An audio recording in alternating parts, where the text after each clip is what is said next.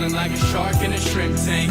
Big fish, small pond in the shrimp tank. When it's sink or swim, only option is to win. In the murky water, not a thought of giving in. Welcome to the shrimp tank. Wanna put it all together, this is big thanks. Doing big things. We ain't in the same league. Running a campaign, Roadie 2016. Like a phone to die, putting me in charge. I'm a general from the front, I'ma lead the charge. Like a federal, fell on my lap, never. Good afternoon, everybody. Welcome to another episode here on the Shrimp Tank, powered by Celsius Beverage. This is your first time tuning in. You catch all these amazing episodes up on our website, shrimptankpodcast.com. We are now streaming everywhere at Shrimp Tank Boca, on YouTube, Facebook, LinkedIn, and even to the FAU College of Business. And every week we bring to you the best and brightest entrepreneurs from South Florida, always finding the do's and don'ts of running a business. But let's jump right into our guest today. We're not going to jump around about what's happening at FAU until the end of this show. Amanda is a FAU alumni, and her favorite music artist is Taylor Swift. So tell us why, Amanda. Why Taylor Swift? That is my daughter's birthday, so immediately that stuck out to me. Why Taylor Swift? You know, I think the fact that she's involved in sports now makes her a lot more exciting. And also, I love to sing, and she's got some great songs that I can sing along to. And I will say I'm a Swiftie. I just wish she was dating somebody on the Pittsburgh Steelers so that my football team got some calls that would Kevin over here is a big Swiftie as well. He was a little upset that the ticket pricing was so expensive down here in South Florida. He looked up tickets and it was a little over his budget. He was like $1,000 to go. And I said, Kevin, you only live once. Why didn't you go to that concert? Locally? Yeah, no, not really. Not quite in the demo, but there's definitely some bangers there. But Amanda is an athlete as well, right? As well as an FAU alumni. You were an FAU cheerleader here. I was not an FAU cheerleader. You weren't. I was an NFL cheerleader. During my time at FAU, I was a Miami Dolphins cheerleader. So you just skipped right over. So you didn't even do the red shirt. I actually graduated from Boca High. I graduated a year early. I did Florida Virtual. And at the age of 17, I cheered for the Florida Panthers because the Miami Dolphins wouldn't let me audition until I was 18. Probably not supposed to tell that story, but it's been quite some time. So I cheered for the Panthers for a year, and then I went over to the Miami Dolphins and cheered for them for 2 seasons. That must have been a really interesting experience. Yes, it was fun, but I grew up a dancer doing ballet, tap, jazz, hip hop, right in Boca Raton, Florida, and wanted to continue my passion for dancing. So what better way to do it than to stand on the sidelines, make some money, and watch sports at the same time? All right, so let's cut to the chase. Now you have Amandawins. What is that all about, and how did you get into it? So Amandawins is my sports betting website. I am a sports consultant for sports bettors around the country, around the world, actually. I sell my plays everywhere. I have clients in Canada, Mexico, Germany. Essentially, I have always been a huge sports fan, and my father is from Ohio. He lived in Pittsburgh, so he's a Buckeye and a Steeler fan, some of the biggest fan bases in sports, and raised me to be a big sports fan. And I grew my social media following after cheering for the Dolphins, and I started posting, the Steelers are going to cover the spread today. It's going to go under, just because my dad raised me to know so much about the sport. And then I started realizing that I was pretty good at this. And I started posting these sports plays for free online to my audience for years. And then one day I didn't post anything, and I had hundreds of messages. Where are the bets? Where are the bets? And that's when I realized I can start profiting off of this, and I can start selling. There were fiending. So I started my sports betting business, Amandawins, and I've worked alongside with some major sports books that you've probably heard of, DraftKings, Caesars. Right now I work for a company called Better. And I build credibility by working with these brands, but then run my business simultaneously, make sports content, travel to games. And it's the best job in the world. It's very fun, and I love it. And why not a Miami Dolphin fan? I got to ask, right? Being raised down here, Boca Raton. Yep. Of course, you go to the games, and most people are fans of their hometown. Yes. Right. And of course, Florida's a little different. So many people travel here. It's not as big as, the Steelers. I mean, like, if you live anywhere near that town. Well, like, and plus they weren't any good at all when she was growing up. So that doesn't help. So fun fact, they did make the playoffs my second season. And guess where they had to travel to play first round? Pittsburgh. And that's when I retired. So I But could it's be a cold up fan. there. It is How cold. do you deal with the cold? I love it. I just went to Ohio this past weekend, and since I was in Florida for Thanksgiving, getting to go up to Columbus for the big Michigan-Ohio State game, it was so fun to at least have a little bit of cold weather and feel like it is the holidays. So I enjoy it. All right. So, as the resident entrepreneur guy and professor, I got to ask you the basic, although a little bit tough question about the business model. Okay. Right. And about your own betting as Mhm. well. So, the obvious question is, if these bets are so good, why even bother with selling them? Why not just make all the bets? I get asked this question a lot, and I get asked if I bet all of the plays that I give out to clients a lot. And my answer is that the plays that I give out every night, that is my bet because my mortgage is on the line. 28 years old, I just bought my first house. So when I say that my house is on the line, it's really not a lie. So I enjoy betting myself, of course, but I am a responsible bettor. I don't care how much money is in my bank account. I will never place a bet over $500.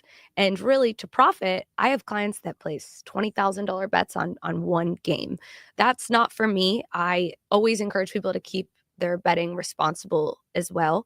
But for me, I like placing smaller bets and having this community of sports bettors that bet with me every night. And that's what keeps me going, not the money that I'm putting on the games. All right, fair enough. That's a pretty good answer. A lot of people who are in something similar to what you're doing, not Mhm. necessarily about betting, right? But whether it's predicting stock tips or Right. political outcomes, and they Right. monetize it. It's like, well, do you do it? So that's a Well, great why not? answer. I always say, well, why not? Why not sell them and make extra money? I'm a sports consultant, so as I always say, I'm a financial advisor for sports betting. And the thing is, when I give out these bets, I'm not just saying, hey, put your money on the Miami Dolphins to win tonight. I provide statistics and reasoning behind why I'm taking the Dolphins. So everybody can use my website as a guide. If you're a big sports bettor, I always say, if you're not at least looking at what the number one female handicapper is telling you she has, you're not getting that advice to apply to your own strategy. Yeah. Where do you that's a get all fair your point. knowledge from? Like, is it just naturally watching television? Do you read publications about this? Like, I've always thought about this. I was like, are you just going there and like, I think this one or that one, or is there a lot of research that goes into your picks? It's definitely not a guessing game. I'm a big sports fan, so every single night, even if I have plans, I'm on my phone looking at what's going on. So number one, I'm always up to date with everything. Number two, you do have that hunch when you are such a big sports fan. You follow trends, you know matchups, you know rivalries, you know injuries. And I also do my research, and since we are working with money, Vegas always wins. So I do use one of my biggest resources is looking at where the public's money is going and kind of going the other way. Well, Vegas got me 2 weeks ago. I went there for 5 nights, and there's a Oh, gotcha. there's a 3-day rule I always have, and I Mhm. broke it, and I paid the consequences. Because if Yes. you hang out in that town for more than 3 days, bad things happen. You know, you start up a little bit, and then whoo, they'll Mhm. eventually take your legs out. Yes. Kevin, have you been to Vegas before? Yeah. Yeah? I'm not a big fan actually of Vegas. I love the Nothing place. against sports betting. I think that can be a Mhm. lot of fun, done it previously, only since it was legal though, of course, in Florida. But yeah, not a big fan of the town. I don't disagree. It's like an adult Disney World. But fun fact, you can't bet on sports on your phone when you're in Las Vegas. You have to do it in person at sports books. They make it so you can't access those. So in a way, for sports betting, I think it's more profitable to be outside of Vegas.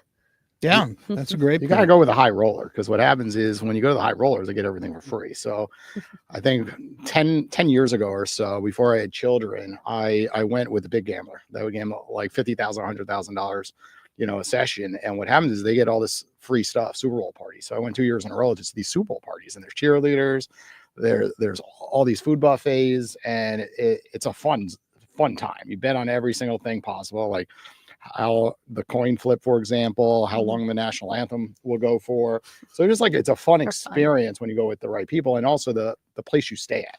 Because I'm a big believer is like if you stay, unfortunately, at certain locations on the strip, like you will have a horrible experience Mhm. versus if you stay at the Wynn or Aria or Bellagio is just a whole different theme, because you never really leave the casino. So you don't see all the dirtiness on the strip. I went for Formula One, so it was exciting. There was so much energy in the room, and there's so many good shows. There's just so much to do for every type of individual, and such good restaurants. So I'm a big fan, right? I like to play poker, of course. So when it comes to like the edge, though, like where do you say to like actually bet through? Because certain casinos, I'll use an example like roulette wheel. They're trying to add three extra things on there, and like the odds are horrible, but no one picks up on that, right? And same thing goes for, betting on sports. I'm not a sports bettor, actually. I only do it here and there for like Super Bowl, for example, or boxes. But when it comes to people that are regulars, like they want the edge, of course, one that's not taking as big a percentage. So what do you recommend? So for sports, obviously, since people are paying for these services, I have to be very careful with the plays I give out, because it's all based on odds. Yeah. So if people are putting $100, but I'm giving them a very easy play that's going to hit, out of that 100, the odds might be minus 200. They may only end up making a couple dollars. So I have to be very careful and make it make sense for other people. So that's where it gets tricky. With me, I have to find value in these bets, and that's harder to win those. But if people are paying for the service, they want what they're going to profit on. All right, so let's get into some specifics. We got a great question from one of the students here today. What is, it's two parts. What is the best bet you've ever made? Something you put your absolute guaranteed stamp on it. You just knew it and you called it and you were right. So I do this every day, and I put out 3 to 5 bets a day. So there are a bunch running through my head. Last year, though, the Baltimore Ravens played the San Francisco 49ers. Obviously, the Niners went to the Super Bowl, but the Ravens, I'm a Steeler fan. So I do know the AFC North, and the Ravens are in their division. And I actually gave a friend $500 and said, put this on the Ravens to win. And they were +6, which means Vegas had the 49ers winning by 6. And I took them just to win outright, and people didn't understand it. It was a hunch I had. And I think it was I want to say it was Christmas or Christmas Eve. And the first play of the game, the 49ers or the Ravens fumbled the snap. 49ers scored. I'm sitting there. The rest of the game, they didn't score. The Ravens blew them out. And that was just a feeling I had. My favorite bet I've ever had. Super Bowls.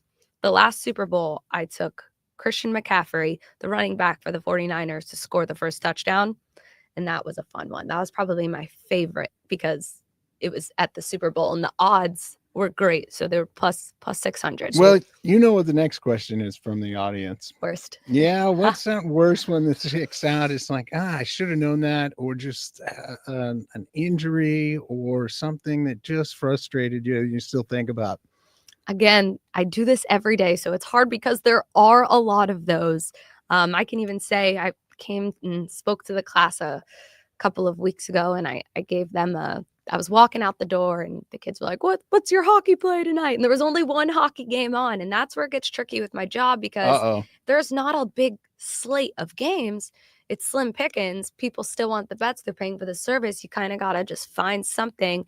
And with not a lot of options, that's night is a perfect example. I took the Lightning, and even Professor said, oh yeah, they haven't really lost yet this year. And I look on my way home, it's 4-1 very early. So those are never fun, but you got to pull something out. So I do every sport though, too. I do baseball, I do football, I do college football, college basketball, hockey. I do it all. So that this time of year is fun because there's so much going on. But June and July, just baseball. And I don't get me wrong, I love baseball, but that's where it gets it's like pulling teeth. Yeah. Let's talk about what keeps you up at night. I personally deal with a lot of clients' money. I am a financial advisor, right? And it's hard sometimes when the markets go down and you have to make that phone call to that client and say, unfortunately, you're down 20, 30%. A client could have $1 million, and to actually make the call and be like, you're down $200,000. It's really, really hard sometimes. Yes. And sometimes I don't have good sleeps, right? Thinking like, this is going to be a horrible week to make calls to clients.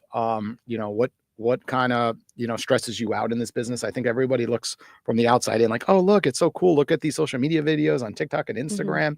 She's got the best life ever. It's easy. She just takes bets, and, some people make money, some people don't, but I know it's not that simple. It is very Yes. stressful when dealing with people's money, and people become a bit crazy. They become lunatics sometimes when it comes to losing Right. their hard-earned money. Yes. So tell us kind of some of that side of the business. So first thing I will say is this business is the highs and the lows. And the Yeah. fun part about being on social media is they always know how I'm feeling, because I try to, and I pride myself on being very authentic and very honest, because you think of sports betting or gambling in general and you don't think great things. It's kind of a scummy industry. So one thing I try to do is be very open, honest about when I'm losing, when I'm winning. And I cannot sleep at night if one losing day, a couple is fine, but those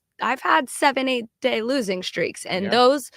the only way I can sleep at night is if I go online and I say to everybody, I send an email out and I apologize and own it and promise to my clients that it is affecting me as much as it's affecting them, and that I care. Because when people know you care, then they understand that you are doing your best to try to get back. And I've had those times. Being honest is my favorite thing to do, and it really does go a long Are way. you seeing all the clients' bets? Because it's No. like, it's one thing to say, hey, these are the things I believe. They're paying a price point, and they're going off and picking some of them. So Yeah. sometimes, like, all of yours averaged out to be winners. Like Right. let's say 8 wins, 5 losses, but somehow they picked Right. most of the losses, and they're really upset at you. And you're like, well, you didn't take all of my recommendations, for Right. example. So do you see all that on the other end? Or not? So they don't place their bets through me. I just give the advice, and then however they want to bet, whatever platform they want to use, they do it. So I don't see it, but I assume that every single client is taking every single bet that I put out that day, putting the same amount of money on it. And that's how I weigh if I'm up or down. Right now on the week, I'm 11-5. So we're having a good week. But if people don't, it's their fault if they don't take those, because I assume if Fair you're going to enough. put $100, or if you're going to put, however, I assume you split it up and take everything. And that's how I acquaint for the wins and losses. So Basically. it sounds like you, in a sense, kind of started this business organically, Yes. right? Via social media. But since then, you've really done all sorts of stuff. We've got another question from the audience about, and well, now's a good time to show this. A friend and fellow colleague, Professor Dr. Roland Kidwell shared with me. And the question is, how have you been able to get PR and kind of that marketability? Do you have tips and suggestions for students who may be starting something, maybe active on social, but they'd love to have some sort of more traditional PR and notoriety? My biggest thing is don't care what other people think. And that's something that, especially coming from cheerleading at such a young age, a lot of these women were in their 30s and I was super young. And I remember looking back before I would post something with my sports fandom online and thinking, oh, what are these older girls or these captains going to think if I post this? And when I just tried to forget it and just started doing what I wanted to do, I saw the most success. Not overthinking too much, having fun, doing something you love, and just going for it is my biggest advice. Because if you think too much, social media is a very cruel world. There's always going to be negative comments. But one example I like to use is if you're going to a family reunion and you are doing terrible and you're probably gossip about you, right? If you're doing very well, you go to this family reunion, there's still probably, like, no matter what, people are going to have something to say. You just have to block it out, especially online, and go for it. And the more you post online, whatever it is, whatever platform, whatever you're doing, the more you put out there, the better. All right. So how do you scale this business up? That's what we always want to talk about a little bit on the shrimp tank when we get down to business. You mentioned, for just as an example, right, that you don't tell people where to bet. Well, I imagine all the platforms have referral and affiliate programs, and you could monetize that way and say, go here. And I'm sure you have a preferred platform that you use. Are you planning on other revenue streams or different ways to scale it? What's next? So I do always work alongside of a sports book. And I think one of the nice things, I am paid like that, a salary essentially with these sports books alongside my website. And in return, I promote these sports books. And on my website, underneath my bets, you'll see preferred betting partner. And then whoever I'm partnered with at the time right now is better. Gotcha. So I do that. And I've worked for several companies before that. And then obviously my business as well.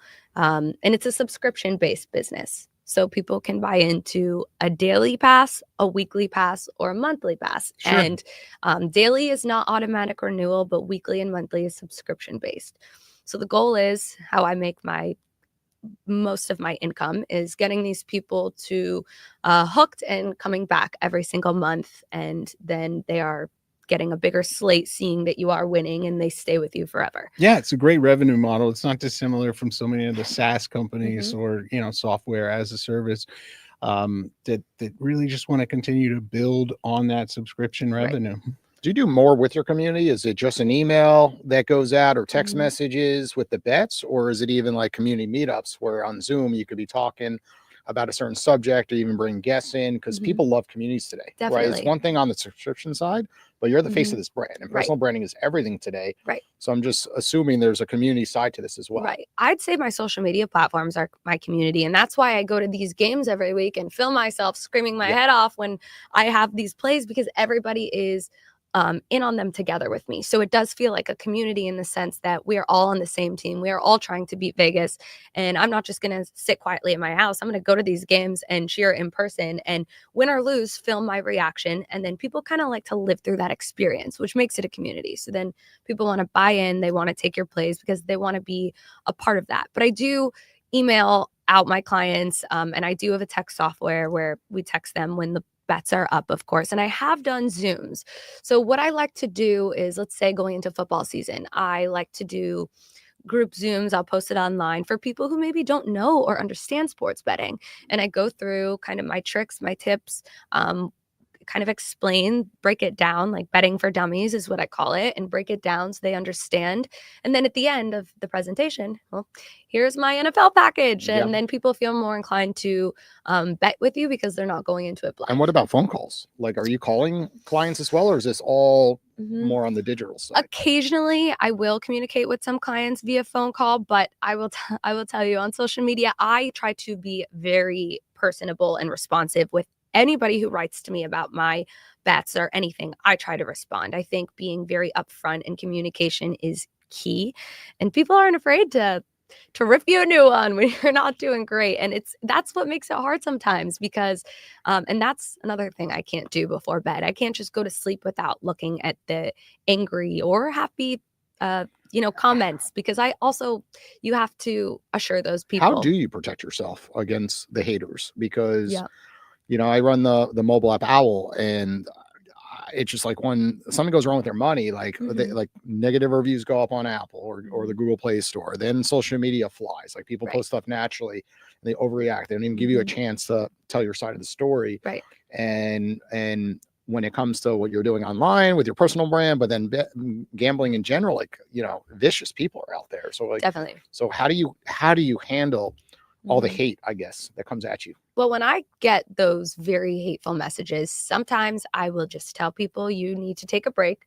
You need to stop, and I will give you free access when you're ready to pick up again. I never encourage people. As much as I love making money, I know gambling is a scary subject. I never want people to bet more than they can handle. And that's something that I'm always very open about. Again, you lose clients when you tell them, hey, guys, I need a day off.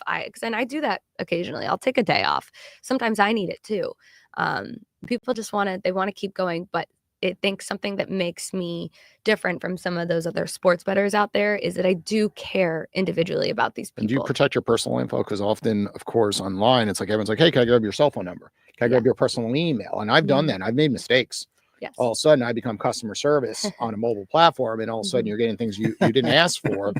And I could see that happening in your world. Like, hey, just give me your phone number. Then all of a sudden it's like, hey, you want to come meet me here? And then you're like, well, no. So, time out. This is professional. Right. Like, and it goes too far. So, and I see a lot of early on entrepreneurs making that mistake by giving their information out to too many people, and vice versa, too many people not giving out their information, but you're in a different industry where your industry is more, you need to be protected, of course. I have a team that handles all the emails. That's one thing. I don't want to look at the angry emails. I don't want to see who's canceling. Smart. I don't want to see that. So for me, it kills my confidence. And sometimes I will even write back to people who, one thing, I communicate via direct message online as much as I can. But sometimes I'll tell people, hey, you are ruining your own chances today by bringing me down and saying this. So I have other people take care of all of the customer service side of it.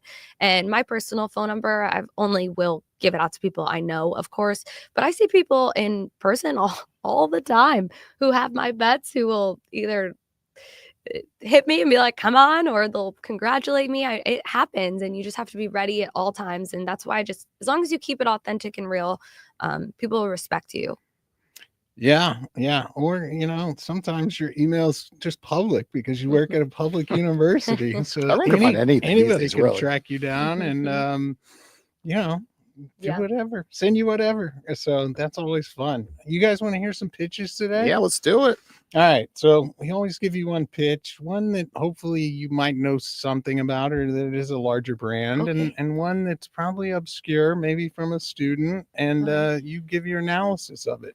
Okay. So today at Florida Atlantic, we have the NobleCon's 20th conference, celebrating their 40th year in business. A big supporter and sponsor of Florida Atlantic. It's a really great event, brings hundreds of investors to our campus.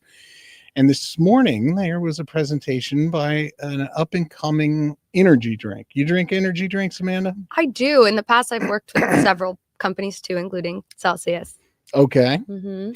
Well, this one's a little smaller, but maybe it's Okay. the next Celsius. You'll have to tell us. Have you heard of Odyssey? I have not. All right. So I have to tell you a little bit about Odyssey. Odyssey is mushroom-derived energy. And it has a whole bunch of other stuff. It's supposed to be very healthy. They have two different versions, one with minimal caffeine, about 88 grams, one with like 240. So it's like a couple cups. Thoughts on mushroom-based energy drinks, specifically Odyssey? I'm more traditional. A cup of coffee or maybe a Celsius is good for me. I get nervous hearing even the word, like anything that's in these. I even know in the past I've worked with Bang Energy, and I remember being a Panthers cheerleader, and they'd throw out the red line shots, and people would go to the ER. So I'm very cautious about energy drinks in general because I don't want to. I think of an energy drink, I wake up, I'm coming here today. I want to be on top of it. I probably would be a little hesitant, but that's me. All right, fair enough. There's Jason? an audience for all that, though. I mean, mushrooms are hot right now. We had our past guest that gave us all gummies, and I really like them. So that was a different kind of mushrooms, Jason. Is it approved? Like, is it I wasn't FDA? on that gummy it's up to episode. you. Okay. Yeah. But in general, I think that is a hot trend. So I like where they're going with it. But in general, when it comes to the energy drink marketplace, I mean, everyone's seen the rise of Celsius, and everyone's chasing, the winner out there. And let's not forget, Celsius was this close from going out of business, right? They rebounded, and then that Pepsi Cola deal, So skyrocketed their brand, and everything's distribution. Yeah, even the Sharks are coming today to the Croc Tank. Every deal that comes in through the real Shark Tank is declined when it comes to the beverage industry, because 99.9% of these beverages fail. So I just look at it as like, you could have the best contacts in the world and still fail. And my biggest loss as my personal investment was with the beverage drink. I got excited. I bought Skinny Water in New York City, and the thing went from 10 grand to 18 grand. I was like 25 years old. I was so happy. I'm like, this thing's in Walmart, Target. Russell Simmons backed it. And guess what? It went to zero. I lost all my money. Wow. And that was a big loss, but it was a great loss at 25 because I learned a lot about penny stocks at the time. Like, be careful. But I also learned a lot about beverages. So in general, like, there's so many investors that have been so burned in the beverage space in general, but energy drink, there's only so many spots on the shelf. So I'm just concerned if that founder doesn't have huge contacts, a huge budget, right? If they're just going at this with, small distribution, it's just like it's going to be hard. Yeah, right? so you make an excellent point. That would be my kind of analysis. It's all about the distribution, and the beverage industry is notoriously tough in terms of distribution. If they can get partnered with one of the two obvious ones, like Celsius did with Pepsi, then you kind of win. And if you're not, it's always going to be a bit of an uphill battle. All right. Let's hear something a little bit more obscure and different. This comes in from somebody Jason introduced me to recently. So this entrepreneur's plan is to, well, the way he put it is to democratize the largest lotteries in the world, right? So I think the Mega Millions got up to like $400 million last week or so. So the concept is to enable people from all around the world to buy tickets into that lottery, or even proportional tickets. So from Brazil to Europe to anywhere, to kind of enable everybody to have this opportunity to buy lottery tickets and potentially, have a piece of those massive winnings. Well, I guess this kind of goes hand in hand with betting a little bit now, right? Does, We're betting. It's like different states. Well, which one has better odds? I don't think you'd like the odds on the lottery of course as much as yours. Kevin, I'm really good at scratch offs. Come on, man. But I think people would be interested because the payout would be a lot larger and there would be a lot more people. There are two types of people: the people who want the easier option, people who purposely would want to participate in something like that because there's probably more people buying in, but also tracking that might be a little difficult. Also legality eventually. Yeah. I think if it took off, the states, for example, like when I lived in New York, you had a specific lottery in New York, right? And then certain states combined their Powerball at some point, but all of a sudden I would obviously, if I played the lottery, which I don't often, I would just search for the biggest jackpots, right? And the odds are more in your favor. So all of a sudden I'm betting on the California lottery, then, Costa Rica lottery. And then eventually states I would assume regulate it because they're like, wait a second, no one's playing our lottery because they could play the other lottery. So it works when it's small, but I have a feeling what happens when it gets larger, states will step in and put it out of business potentially. Right. I would assume, maybe not other countries, but because there's different terms with other countries, but even like online poker, when I used to do it, like,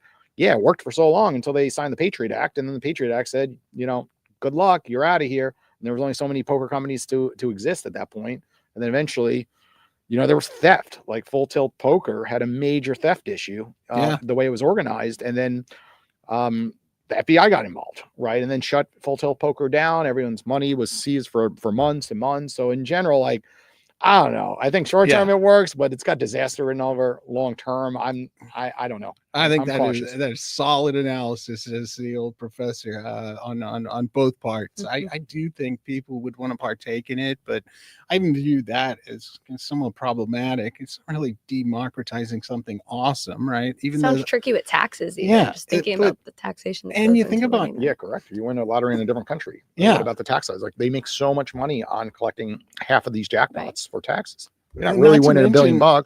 You also have a third-party intermediary. They have to make money. So you're not getting a 1-to-1 on buying into the lottery. And the way I view it is, I mean, you could model, the lottery as it is as kind of a tax on low-income people, primarily given the odds and the people who purchase lottery tickets, right? You can calculate the expected value of a lottery ticket very easily. These expected values would be even lower, and it would be even lower income people from other countries. So with that said, as you said, Amanda, I think people would want to do it just given the massive jackpots, but I think it's sort of less than ideal, generally speaking. Does sound tricky, but well, I want to get a tad into personal branding because so many people try to build a personal brand as well as a company simultaneously and really fail, right? They end up trying to do both. And there's so much time that gets put into social media management, right? Posting everywhere today. Like all of a sudden, like Threads popped up and now you're doing Threads, Twitter, and then all of a sudden the next social media platform pops up. And you're like, I got to do that one as well. And it gets overwhelming. And then all of a sudden you're like, I want to become a book author. I want to be a TEDx speaker. then you want to get on stages, Mhm. you know, and it just becomes overwhelming. And everyone's got a podcast today, right? Right. Like if I hear another person Some people saying, have like 12 podcasts. some do, yeah. But now we're just producing them, Kevin. We're slowing down. We're just handing them over. We're selling our studio time. But in general, it's like, you know, explain like the different verticals on your personal branding, what you're doing, so Mhm. others can really learn from your mistakes Right. and your successes, and then explain how that kind of trickles over to your real business Right. to get customers, because it's Mhm. an engine to get customers at the end of the day. I use the big three: Twitter, TikTok, and Instagram.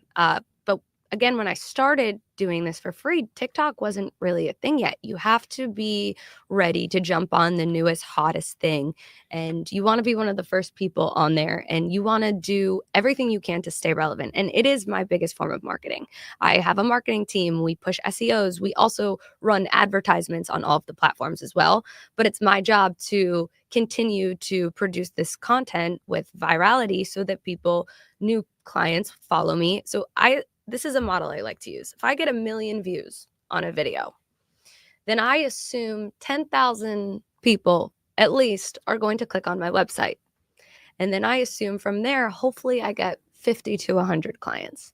So I do love social media. I think obviously it makes it difficult, as we were just speaking about, with clients and the direct communication. But I do think it's the most important thing with any business. And I think if you're not utilizing every single platform, you're doing it wrong. It's the best form of marketing. And especially Twitter, I'd say my age is a little bit older, my following. TikTok, I'd say it's the youngest. Instagram, I'd say it's kind of the middleman. What about LinkedIn? Anything on there? I don't do a ton There's on a lot there. of professionals on there, Yes. and obviously the average income's a lot higher. Right. I don't do a ton. I've just never really had to. I've never found it much value in that for myself. But it is a full-time job running these social media platforms, and every day, if I don't do something on at least every platform every day, I feel like it's a wasted day, or I missed out on an opportunity to gain more exposure. Do you do this all natural, or do you Mhm. do you put money behind ads on certain things? Because I think a lot of Yeah. people out there say, I just can't do Instagram anymore. Like Yeah. I post, it goes to my same following, I get the same amount of likes, Mhm. and it's like just a continuous circle, right? So there's Right. got to be additional tricks that you're up to Right. do collaboration posts with certain Mhm. brands, or back certain ones, I'm Right. assuming, with ads potentially. So I've organically built my following on all my platforms. And I do think a beautiful thing is, since I am working with all these sports books, in the past it was DraftKings. I was collaborating with DraftKings on things. Now it's Better. And Better is a company I work for now. It's Jake Paul's betting company, which off the bat, you think of him, and he social media from such a young age. That's how he's been able to do everything. And they have such a great approach to social media, which has been really fun to learn from. And their goal is to go viral and through sports content. And that's been a really nice thing to be a part of, because you also work with these brands. You have to assume some of their people are going to come along to you and start becoming your clients, and you kind of join audiences, which is really nice. So that's what I do with collaboration. I try to keep it very direct to my audience, sports betting. And I also don't like being too advertising. I think that hurts me. I like to keep things authentic. I am a salesperson, but I don't want to be too salesy. I want people to think of it, it's sports betting, it's fun. I don't want to push people, because then you'll lose followers and people will be turned off by you. So you have to keep things entertaining, fun, and it does take a special kind of person to always be thinking. It's a different mindset. I'll be watching something and I'm like, wait, that'd be a good reaction to that video. You always have to have it in the back of your head. When I'm at a game and some interesting character dressed up as something crazy walks by, then you have to film it. You have to film these sports fans. You have to have it in the back of your head at all times. What can I use for content? When I go to these games, I spend the entire night before planning. I come up with a bunch of ideas. A lot of it is authentic when you're in the moment, reactions, and of course, just depending on the game and outcome. But it's every time I travel, the trip is all content. It's business. It's marketing. All right. Jason, you want to take one more question from the audience? I think I know. She'll know who this one's from. It's about the future. So that's a good kind of way to wrap it up. So in the future, are you looking into more international sports, specifically rugby or Australian rules football, but anything else you might expand into? You Pickleball. mentioned Let's go. those dog Pickleball's on days the of rise. summer. What's next? Anything on your radar? Or are you sticking to kind of the big ones here? So that is one thing about me. I don't do soccer. I do what I know, and my dad didn't raise me a soccer fan, so I don't do a lot of that. But my goal long term with my website, I do want to be doing this until I'm 80. That is one thing I always say. I want to be doing this as long as I can. I could do it all from my cell phone. I enjoy it. I want to do this as long as I can, but I do eventually want to bring in and expand. I'm probably going to change the name eventually and bring in other sports bettors, other sports content creators who are working so hard to build this sports platform, and then take their audience and start then selling their picks on my website as well, because that's how I started. I had companies that reached out to me and wanted to work with me when I started posting content, and I would love to be that opportunity for other people and make it into a hub for the best sports bettors out there. And then that's where there will be a soccer expert or rugby expert and everybody else. That sounds very cool. That Instagram is definitely going to have a different flavor when you're 80, but I hope that you do it. All of my grandkids at that point doing it and running the website. They have no choice. Okay, we got to give a plug to Florida Atlantic University for a moment. I know Kevin's not going to ask you, but I am. So kind of tell us like your biggest takeaway from going to this university. Like give us the highest point. You know, it could have been a professor that educated you on something. It could have been an experience through a classroom or just the overall experience through the university. I think that, so I judged, fun fact, the sorority, fraternity dance-a-thon that they do every year through Dolphins. And when I did that, there were a couple of people who I just saw kind of taking control of their sorority and putting it on. And I thought they were so great. And I actually recommended them to some of my dance bosses that I met here. And I think becoming so close with those people and watching them kind of grow when I just found them in an event here at school has been so awesome. They're all doing their own thing now. Some of them have businesses, and I'm still in touch with all of those people today. And also watching my younger sister graduate. I just watched her. She just graduated this past summer. She doesn't do sports or anything, but it was very neat seeing her kind of follow in my footsteps and go here because it's such a beautiful campus. But I think some of the relationships I made with all such great people here. It's a great city, great campus. I loved it all. It sounds like you made some of those at a fantastic event, which speaking of events, we got to wrap this show up because we got a big event here today. The Croc Tank. That's right. Mr. Wonderful, Kevin O'Leary, Damon John, and Robert are all coming to hear some pitches in our student auditorium. And let's hope they make some deals. Yes. Well, Amanda, thanks for joining us. Yes. Thank Today you on guys. the Shrimp Tank. For audience listening, check all our feeds. And of course, go over to our social media, click the follow button, go to our website. And of course, if you need gambling help on all these sports games, of course, subscribe to one of our plans, of course. Thanks again, Amanda, for joining us. We'll be back next Wednesday right around 1 o'clock. Take care.